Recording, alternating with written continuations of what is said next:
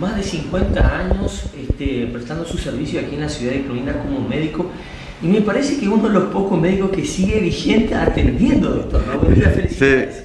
Sí, buenos días y te agradezco enormemente a los dos por haberse acordado. Efectivamente, y radicado en el barrio Libertad, o sea que yo opté y soy parte, y yo suelo decir, inclusive tengo poesías dedicadas al barrio, que es una extensión de mi patio y de mi familia, todo el barrio Libertad. Y sí, sería en julio del 67, sí, que yo empecé a trabajaba ahí a media cuadra en la casa de mi padre, hasta que me pude hacer esta casa. Y continuamos de ese entonces. Empecé en el hospital, estuve hasta el 80, después tuve problemas con las autoridades de entonces, me obligaron a renunciar y me dediqué a la actividad privada. Formamos una clínica con 3 socios y en la década del 90 nos fue mal, cerramos, nos declaramos en quiebra. Siempre digo como anécdota, nos hicieron la misma maniobra que le hicieron a Favaloro, o sea, de ver, y en esa época eran dólares, cerca de $1 millón para una clínica pequeña, era mucho dinero.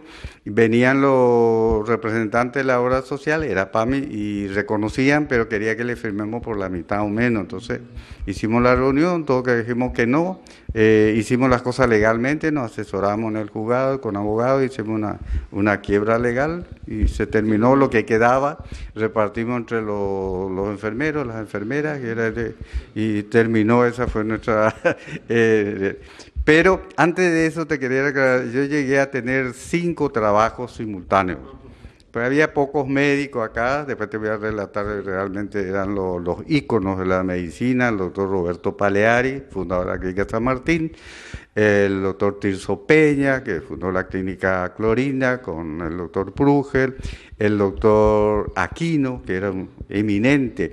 Resulta que acá se daba la paradoja de que entre los exiliados que venían, eran refugiados, venían grandes mentalidades. Entonces Clorinda tenía, porque esto que yo te nombro son grandes mentalidades, porque yo suelo aclarar de que los regímenes autoritarios, cuando persiguen por cuestiones ideológicas, no persiguen a los necios ni a los ignorantes. El peligro para un régimen son los intelectuales, los pensadores. Entonces acá venían grandes personalidades en todos los órdenes. Acá había grandes abogados, contadores, y de acá hasta Reconquista, el Éxodo, el primer lugar era Clorinda, después Formosa, así que todas las grandes clínicas, todo ello fueron formados por profesionales, Resistencia, Corrientes, y una pequeña cantidad a Buenos Aires. Eso era la parte profesional. Pero este es un lugar. Entonces acá los forjadores, lo que yo los clamo, realmente los médicos rurales, y en esa época se llamaba la medicina heroica, porque eran también los que iban al interior. En Laguna Blanca estaba el esposo Recalde, el doctor Quintana, sí. En Espinillo estaba el doctor Martínez Calonga, Lonyarí. En Nainé estaba la doctora Ortigosa, y así sucesivamente esa gente.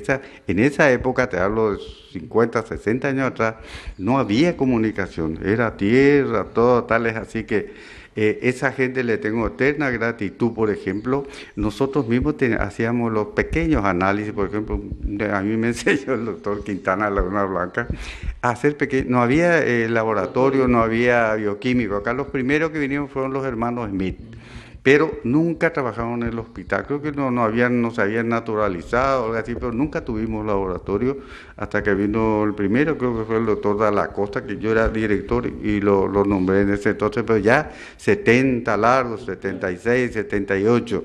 No había laboratorio, tenía que actuar por la clínica, o por necesidad, aprendíamos a hacer nosotros un pequeño recuento. No había anestesistas, ya que prácticamente eran técnicas idóneas.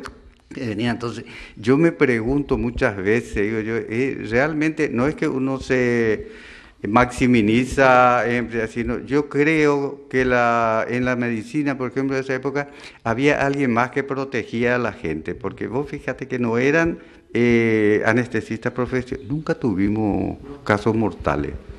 Inclusive nosotros el cirujano, es el que dirigía la anestesia, le decía, che, fulana, ponele más tal cosa porque se está moviendo o no se relaja bien. Entonces nosotros mismos, el mismo cirujano tenía que estar al mismo tiempo decirle, ponerle más relajante, ponerle más anestésico, ponerle más tal cosa. O sea, él mismo hacía de todo, pero el índice de mortandad no aumentó. Por ahí me suele llamar la atención, que con tanta facilidad se deriva ahora a los pacientes porque no hay anestesista, no sé.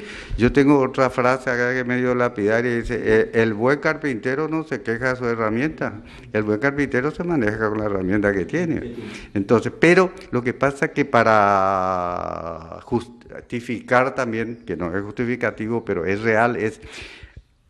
Cuando mayor tenés, por ejemplo, el adelanto científico, es obligación del médico ofrecerle lo máximo. Entonces, si acá yo le puedo operar, pero corro cierto riesgo, y a 1 hora en Formosa tiene más garantía, y bueno, lo mando a Formosa, 1. Segundo, si no hago eso, me viene después el juicio por mala praxis. Tercero, el sistema de salud pública está orientado así. O sea, en vez de poner, suponete, mucha gente dice, ¿por qué no hay terapia en Clorinda? No. Desde el punto de vista científico, poblacional, no justifica. Y desde el punto de vista económico, conviene a salud pública fortalecer, por ejemplo, el Hospital Central y el de alta complejidad. Entonces, la orden, o sea, la directiva es que todos los lugares de la provincia vos le haces, pero cuanto un poquito vos ves que es complicado, derive. Y como en una ambulancia y con la carretera que tenemos, o sea, tenemos asfalto, en 1 hora está. Antes no había ni carretera ni ambulancia, entonces si vos no le solucionabas, acá se moría.